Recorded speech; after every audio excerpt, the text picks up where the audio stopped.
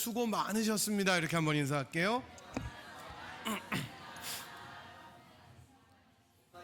네, 이쪽이 제일 좋아요. 네, 두 줄 안 됩니다 항상. 네, 맨날 저한테는 다 스킵하는데 여러분 정말 한 해 동안 수고 많으셨습니다. 오늘은 2024년의 마지막 주일이고, 물론 화요일 날 저희들이 송구영신 예배로 드리겠지만 오늘이 공식적인 주일 예배로는 한 해 마지막 주일입니다. 52번째 주일이고, 한 해 동안 은혜로 함께 하신 우리 주님께 모든 감사와 영광을 드리고, 또 열심으로 주님을 섬기시고 예배에 최선을 다하신 여러분들께 다시 한번 감사의 말씀을 드립니다. 우리 예배자에게 주님께서 주시는 큰 축복이 여러분께 있기를 저도 또한 기도하겠습니다. 오는 새해에도 주님께서 부어주실 귀한 은혜들을 기대하면서 우리가 신실한 예배자로 다시 한번 설 수 있었으면 좋겠습니다. 지난 시간에 저희들이 누가복음 강의 믿음의 여정 54번째 시간을 가졌었는데, 인자에 온 것은 이라는 제목으로 저희들이 성탄 설교를 나누었습니다. 삭개오 이야기를 통해서 예수님께서 이 땅에 오신 목적이 무엇인가, 잃어버린 자를, 잃어버린 영혼을 구원하시기 위해서 오셨다라고 말씀을 드렸고요.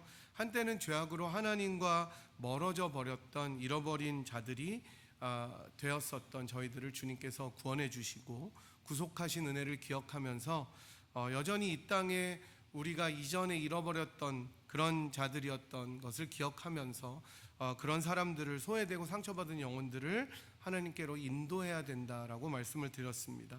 이제 2024년을 마무리하는 오늘은 믿음의 여정 55번째 시간입니다. 아마 내년 한 2월쯤 되면 끝날 것 같아요, 누가복음이.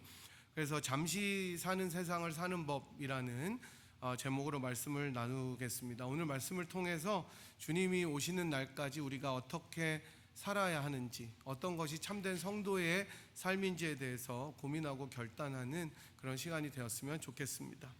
오늘 저희가 읽은 본문은 누가복음 강해를 제가 쭉 진행하면서 여러분한테 말씀드렸던 누가의 여행기사, 트래블 내러티브가 끝나는 지점입니다. 예수님께서 승천하실 때가 참에 예루살렘을 향하여 올라가기로 굳게 결심하셨다는 9장 51절의 말씀으로 시작된 이 여행기사 트래블 내러티브는 이제 십자가를 지시기 위해서 예루살렘으로 올라가시는 예수님의 여정이 오늘 본문 끝절인 19장 27절로 마무리가 됩니다.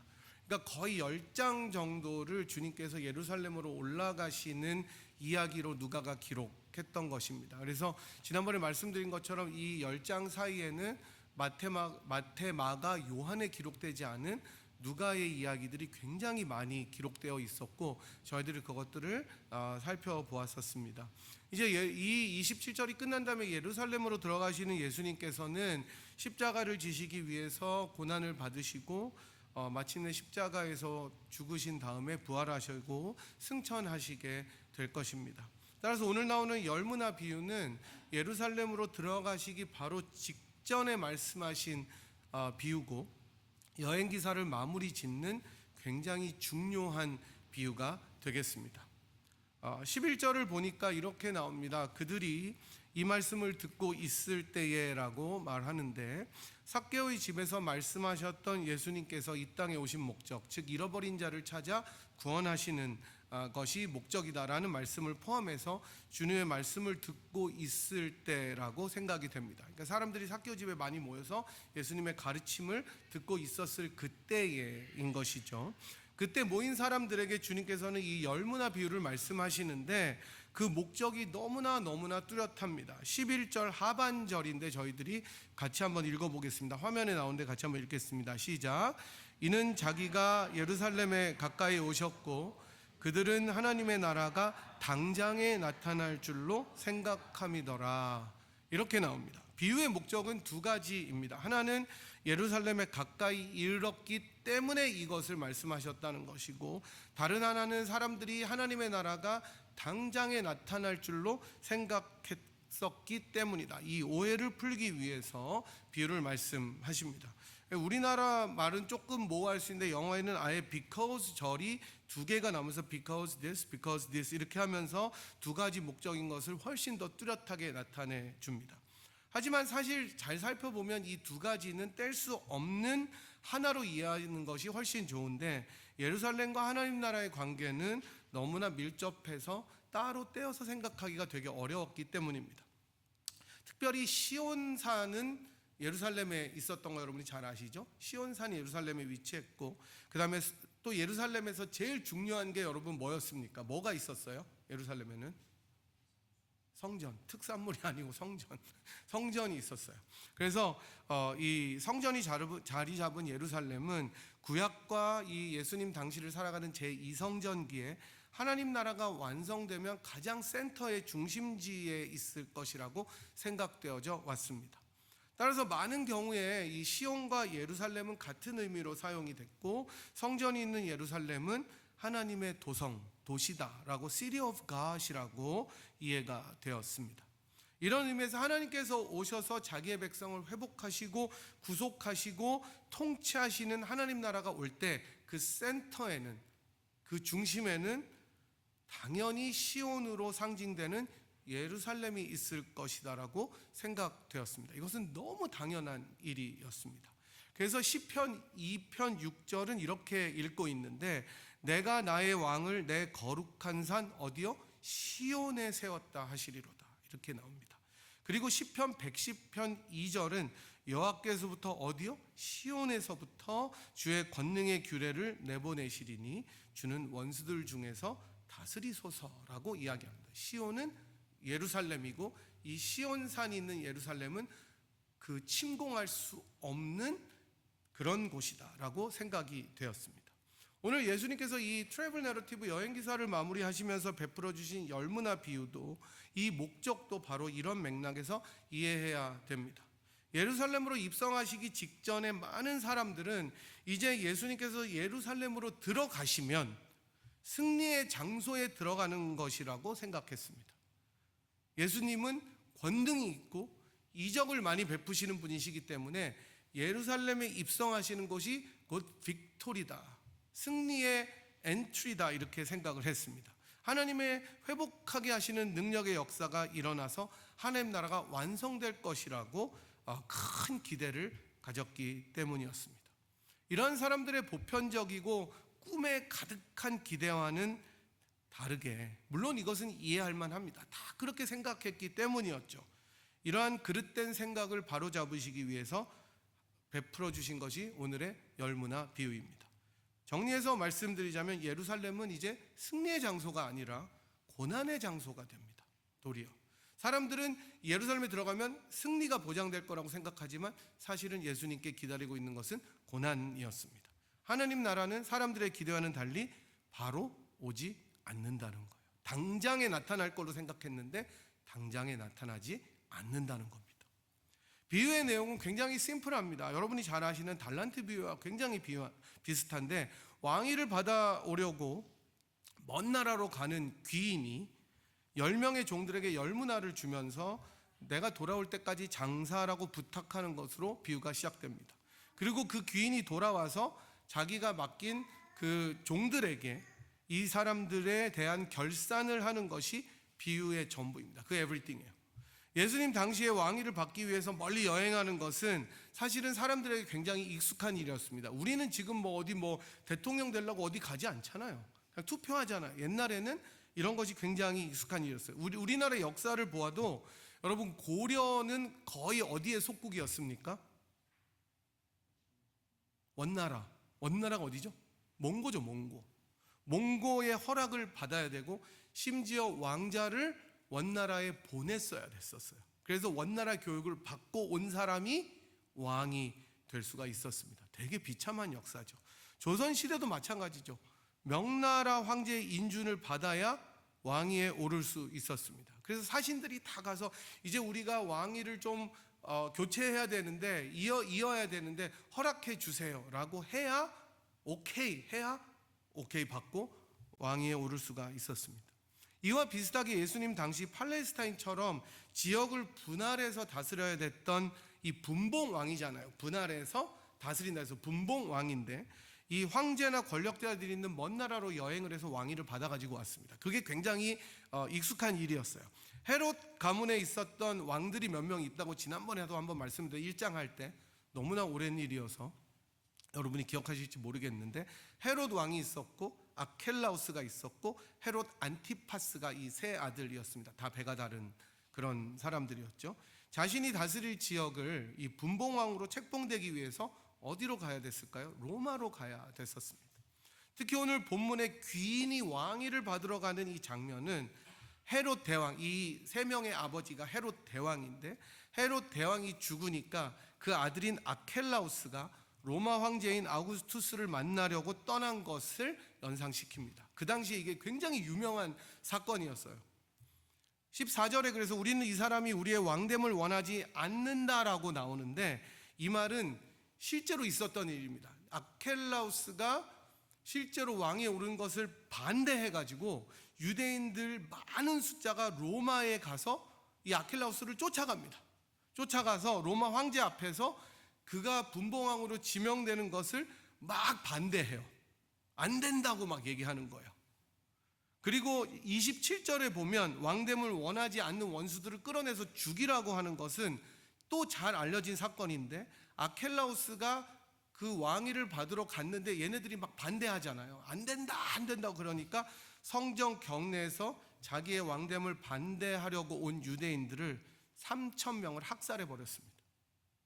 진짜 악질이죠. 그러니까 이게 이 열무나 비유를 들으면 다 그 사건을 연상하는 거예요. 사람들이 이거에 빗대서 예수님께서 말씀하시는구나. 어쨌든 이런 내용들을 잘 알기 때문에, 우리들은 모르는데 예수님 당시에 있는 사람들은 이 사건이 뭐를 의미하는지 잘 알기 때문에 열무나 비유는 정말 그 사람들에게 잘 와닿는 비유였습니다. 하지만 이제 비유에 나오는 이 귀인은 아켈라우처럼 잔인하고 무도한 인물은 아니었습니다. 비유를 통해 이 사람은 선한 사람으로 묘사되고, 여기서 말하는 귀인은 신분이 귀하다는 것도 있지만 실제로 인품과 성품이 고결한 사람을 표현할 때 쓰는 단어이기 때문에 그렇습니다. 그리고 여러분이 잘 아시는 것처럼 이 비유에 나오는 귀인이 누구예요? 누구를 상징해요? 네, 교회선 답이 하나예요. 예수님.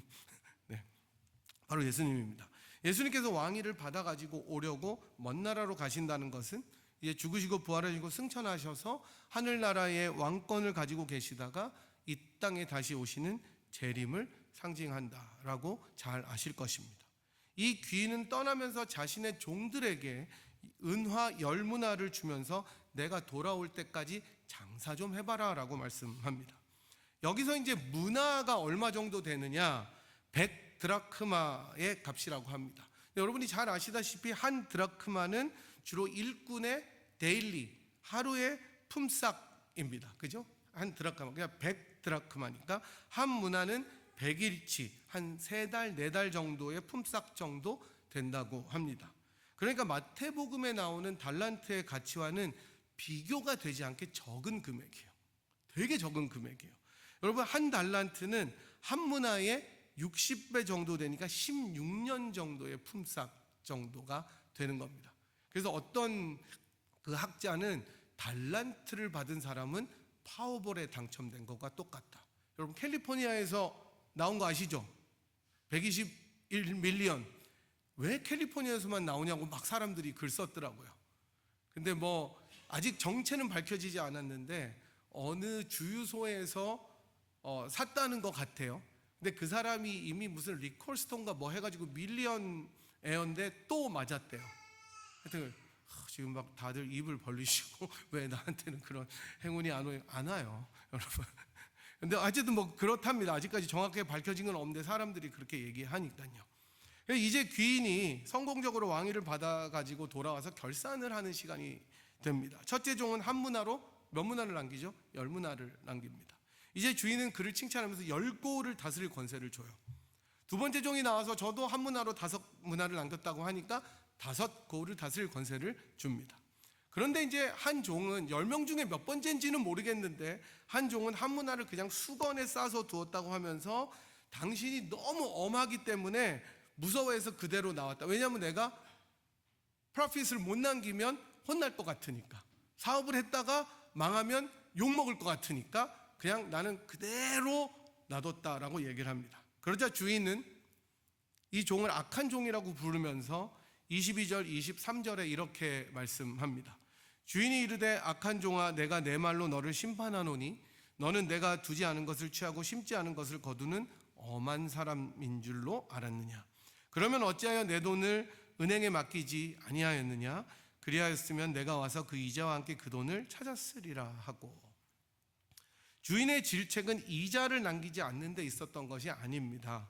그 책망의 중심은 주인에 대한 종의 바르지 못한 인식과 이해 때문에 그랬습니다. 종의 입술에서 나온 것처럼 주인은 두지 않은 것을 취하고 심지 않은 것을 거두는 악한 사람이 아니라는 거예요. 앞서 나온 두 명의 종에게 고을을 다스릴 권세를 허락한 이 주인을 한번 보십시오. 자기와 신분이 완전히 다른 노예인 하인들에게 자기가 다스릴 권세를 떼어주는 사람입니다. 이게 말이 안 되는 거예요. 슬레이브에게 누가 같이 나랑 다스리자고 고을을 떼어줍니까? 발을 씻어야 되고 음식을 차려야 되고 하라 그러면 하고 심지어 목숨을 버리라고 하면 버려야 되는 하인들에게 고을을 떼어줍니다. 왕처럼 다스리는 파트너로 동지로 부르는 것입니다. 악한 주인입니까? 아니에요. 주인은 떠나가면서 이미 하인들에게 이런 놀라운 일을 생각하고 떠났을 것입니다. 만약 그렇지 않았다면 주인이 정말로 이 종이 악한 종이 말했던 것처럼 은행에 돈을 넣고 이자놀이를 하면 되죠. 하지만 주인은 하인들에게 맡겨주고 설사 실패할 가능성이 있을지라도 믿고 맡긴 것이었습니다. 아마 이런 주인이라면 실패했어도 괜찮았을 거예요. 이런 주인의 마음을 알았든 몰랐든 종들에게 주어졌던 사명은 주인이 맡긴 일에 최선을 다하는 것입니다. 실패하더라도 최선을 다해서 이윤을 남기려고 노력하는 것이었습니다. 내 것이 아니라 주인의 것이니 최선을 다해 섬기는 자세로 살아가야 했던 것입니다. 이제 모든 결산이 다 끝난 다음에 악한 종이 수건에 쌓아두었던 한 문화는 어디로 가냐면 열 문화를 남긴 종에게 돌아갑니다. 이게 천국의 법칙입니다. 그리고 왕이 받는 것을 반대했던 열 문화 비유를 통해서 그 왕이 받는 것을 반대했던 자들은 이 열 문화 비유의 끝에서 죽음에 처하게 됩니다. 저는 이 비유를 통해 제일 먼저 들었던 생각은 누가가 왜 달란트가 아니라 문화를 비유로 들었을까 하는 생각이었습니다. 앞서 말씀드린 대로 달란트를 받은 것과 문화를 받은 것은 천지차이예요. 달란트는 그야말로 아까 말씀드렸던 파워볼 당첨과 다름없는 그런 잭팟의 사건이지만 문화는 괜찮아요. 한 서너 달치 미리 땡겨서 받으니까 좋긴 한데 달란트에 비하면 말도 안 되게 적은 금액입니다. 이렇게 본다면 문화 비유는 달란트 비유보다 훨씬 더 일상의 소중함을 알려주는 측면이 크다고 보겠습니다. 에드워드라는 학자는 이 구절을 이렇게 설명합니다. 누가에게 있어서 예수의 제자들은 그의 부재 시에 빛나는 재능과 능력을 갖춘 상태는 아니다. 제자들과 교회는 빈곤하게 남겨진 것은 아니지만 그렇다고 탁월한 재능을 갖고 남아있는 것도 아니다. 예수는 제자들에게 세상을 변화시키는 또는 세상에 깊은 인상을 주는 것이 아니라 단지 예수의 부재 시에 주어진 재능으로 신실하게 될 것을 가르치고 기대했다. 얼마나 뛰어난 지적인지 모르겠습니다. 저는 저를 비롯해서 우리의 대부분의 신자들이 달란트를 받은 사람은 아니라고 생각합니다. 저도 마찬가지고 여러분도 마찬가지일 것입니다. 물론 어떤 사람들은 저나 여러분들을 보면서 그렇게 여길 수도 있겠지만 아닌 것 같아요. 자꾸 생각해 보면.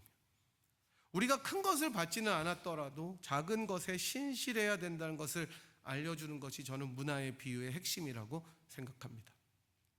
주님 오실 때까지 나에게 맡겨준 적은 일에 충성하며 신실하게 살아가는 삶, 일상을 소중하게 여기고 성실하게 살아가는 일, 나에게 맡겨주신 이 일이 어쩌면 때로는 버겁기도 하고 왜 해야 되는지 의문이 들기도 할 때도 있지만 그래도 주님께서 맡겨주신 일이기 때문에 충성하는 삶이 주인이신 예수님께서 기뻐하시는 삶이다라는 것을 믿으시기 바랍니다. 그렇잖아요, 여러분. 살다 보면 특별히 이민의 삶은 매일매일 똑같아요. 저는 이번 주에 감기 몸살이 생겨서 매일 똑같진 않았어요. 더 안 좋은 날. 근데 새로운 것을 살려고 해도 쳇바퀴 도는 것 같아서 그렇게 달라지지 않는 것이 우리들의 일상입니다. 큰 뉴스가 없어요. 그러니까 뉴스에 큰 사건이 일어나면 놀라는 거예요. 그렇게 달라지지 않은 일상이지만 나에게 처하고 맡겨진 일상을 감사함으로 살아가는 것이 행복입니다. 끝없는 불평과 의심과 분노와 악함 속에 자신을 가두어 버리는 것이 아니라 일상이 나의 가장 소중한 시간임을 아는 것이 행복의 길이고 그 속에서 주님이 다시 오실 소망으로 기대하며 살아가는 것이 가장 큰 기쁨이라는 것을 날마다 기억해야 되는 것입니다. 저는 예수님께서 17장에서 말씀하셨던 하나님 나라는 너희 안에 있다라는 말씀, 즉 이미 임한 하나님의 나라, 예수님을 통해 이 땅에 온 하나님의 나라를 이해하는 것이 너무나 중요하다고 생각합니다. 이미 임한 하나님의 나라는 일상을 살아가는 우리들에게 큰 용기를 주시기 때문입니다.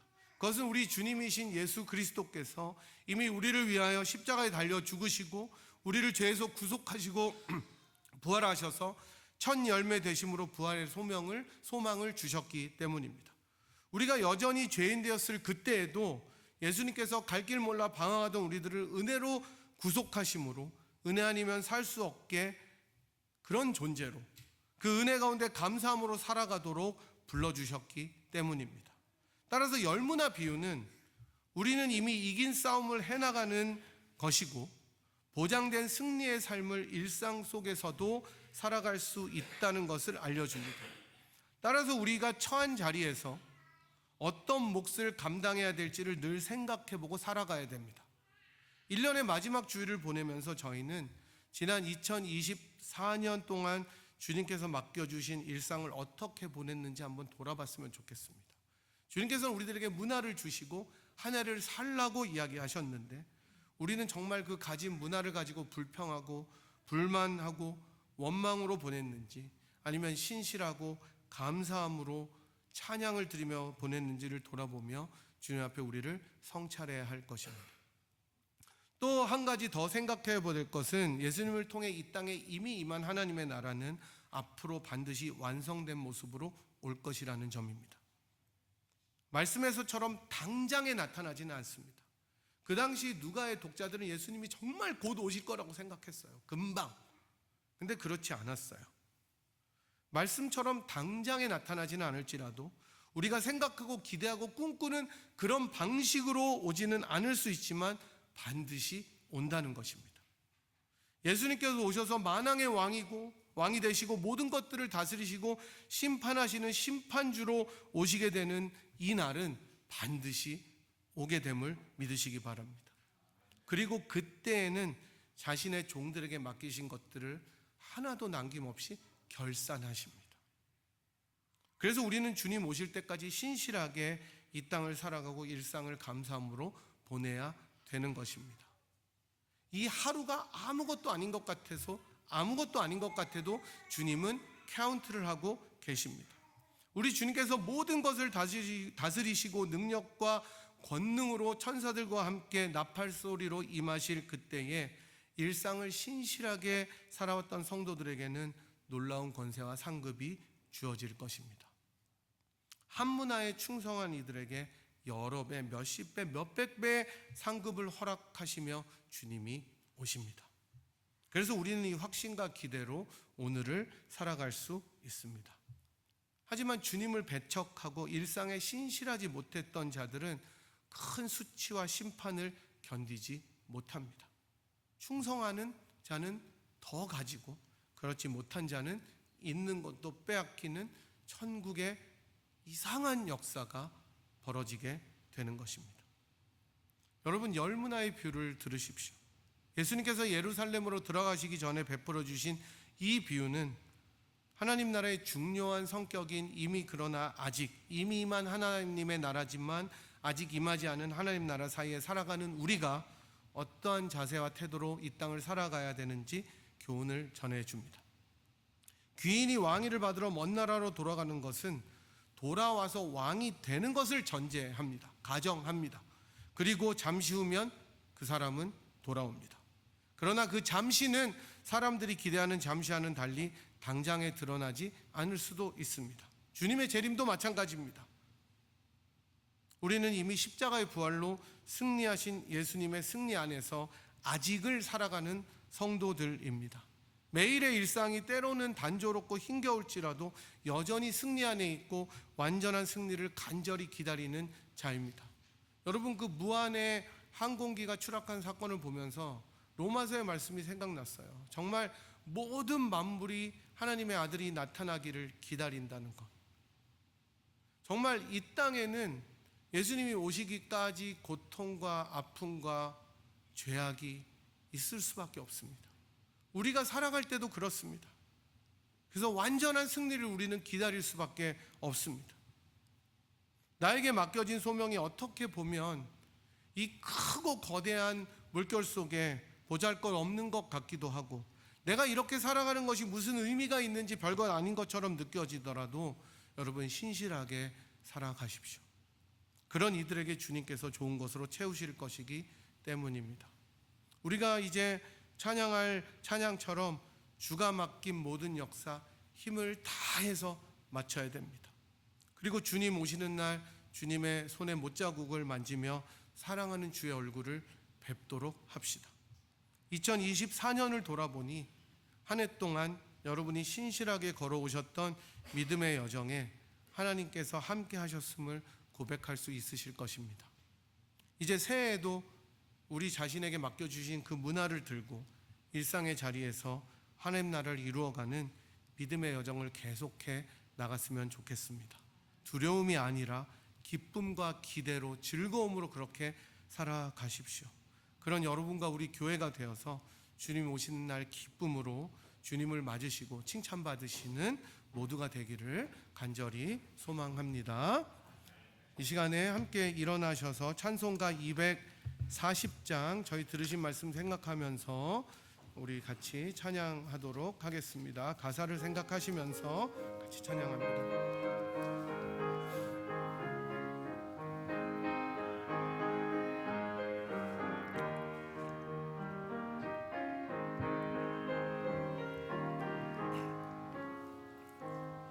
주가 맡긴 모든 역사 힘을 다해 마치고 밝고 밝은 그 아침을 맞을 때 요단강을 건너가서 주의 손을 붙잡고 기쁨으로 주의 얼굴 배우리. 나의 주를 내가 그의 곁에 서서 배우며 나의 주를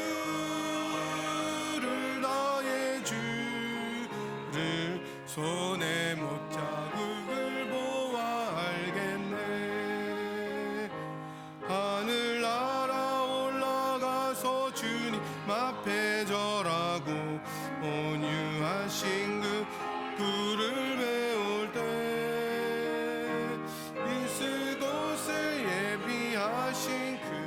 사랑 고마워. 나의 주께 기쁜 찬송 드리리. 나의 주를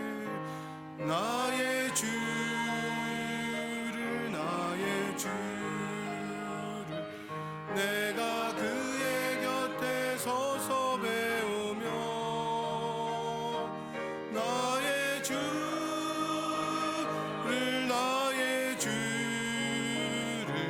손에 못자국을 보아 알겠네. 이 세상을 일찍 떠나 사랑하는 성도들, 나를 맞을 준비하고 있겠네.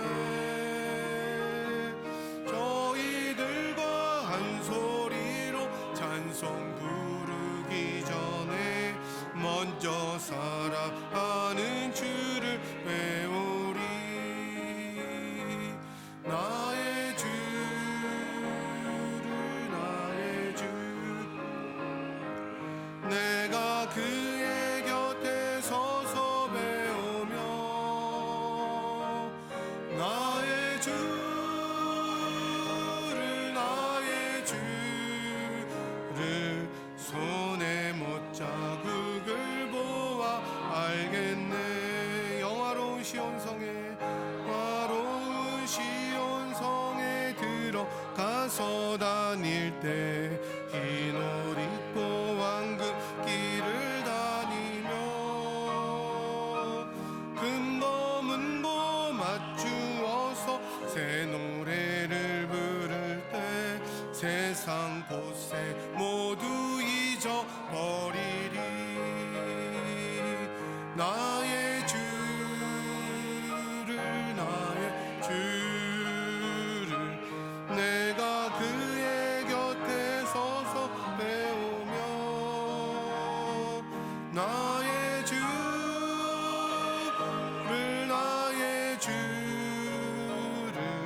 손에 못 자국을 보아 알겠네. 저 1절 한번 더 찬양하겠습니다. 1절 주가 맡긴 모든 역사 춤을 다해 마치고 밝고 밝은 그 아침을 맞을 때 요단강을 건너가서 주의 손을 붙잡고 기쁨으로 주의 얼굴 배우리. 나의 주를 나의 주를 나의 주를 내가 그의 곁에 서서 배우며 나의 주 나의 주를 손에 못 자국을 보아 알겠네. 시간에 우리 가사대로 한번 기도했으면 좋겠습니다. 하나님, 우리가 주님께서 우리들에게 맡겨주신 문화 모든 역사들 힘을 다해 마치고 정말로 주님 오시는 날까지 신실하게 살게 하여 주시옵소서. 그래서 우리 주님 오시는 날 요단강을 건너가서 주님의 얼굴 기쁨으로 뵙고 주님의 곁에 서서 못자국을 보아 알며 하나님을 찬양하는 저희들의 인생 되게 하시고 그런 일상을 기쁨과 성실함으로 살아가도록 성령의 충만함을 허락하여 주시옵소서. 그런 또 새로운 한 해가 되게 하여 주시옵소서. 우리 주님 한번 크게 부르신 후에 통성으로 한번 기도하겠습니다. 주여! 하나님 아버지, 우리가 찬양의 가사처럼 들은 말씀처럼 아버지 우리에게 맡겨주신 모든 역사 힘을 다해 마치고 주님 앞에 설 수 있도록 우리들의 인생을 인도하여 주시기를 원합니다. 아버지 하나님, 이 땅에 우리들에게 주어진 일상이 때로는 아무것도 아닌 것처럼 아버지 하나님 참으로 보잘것없는 것처럼 느껴질지라도 그 주님 앞에 성실하고 감사하며 기쁨으로 일상을 감당할 수 있도록 인도하여 주시고 그렇게 결단하고 아버지 주님 앞에 일어선 우리 귀한 성도님들에게 하나님의 놀라운 아버지 성령의 위로로 함께하여 주시기를 간절히 기도하며 저희들이 주님 앞에 섰을 때 감사함으로 설 수 있도록 저희들을 축복하여 주시옵소서.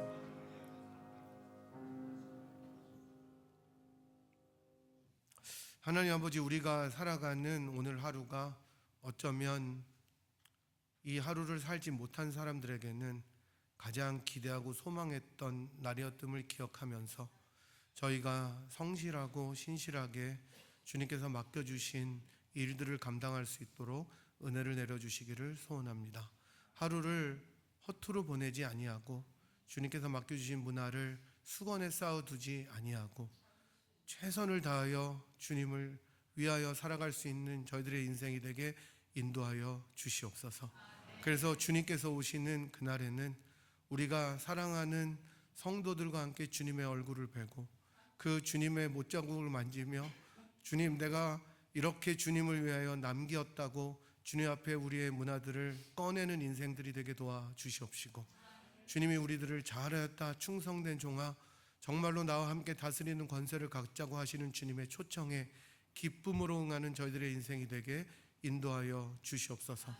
이 땅을 사는 동안 연약하고 피곤하고 무거운 짐진 자들을 위로하는 저희들의 삶이 되게 도와주셔서 예수 그리스도의 짐을 함께 나누어질 수 있도록 도와주시옵시고 진정한 예배자로 살아갈 수 있는 일상의 소명자가 되도록 축복하여 주시옵소서.